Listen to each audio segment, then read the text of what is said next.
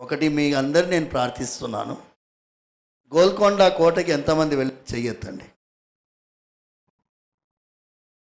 ఆ రామదాసు ఉండినటువంటి జైల్లో ఒక కీర్తన పాడే ప్రయత్నం చేయండి. అక్కడ రాశాడమ్మా ఈ కీర్తనలన్నీ. 12 ఏళ్ళు ఆర్డినరీ కాదు.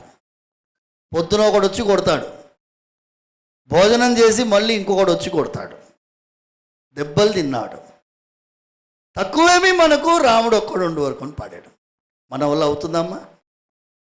అందుకోసం రామదాసుకి ఈక్వల్ ఎవరు లేరమ్మా. త్యాగరాజస్వామి గారి కంటే గొప్ప నేను రామదాసుని అంటాను.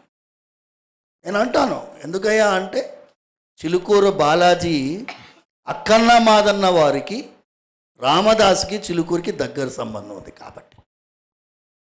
రామదాస్ అంటే మాకు ప్రాణం.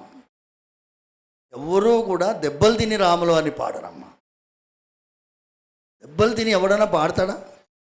ఒక్కటేసారి తిట్టాడు, ఎవడబ్బా సొమ్మని తిట్టాడు.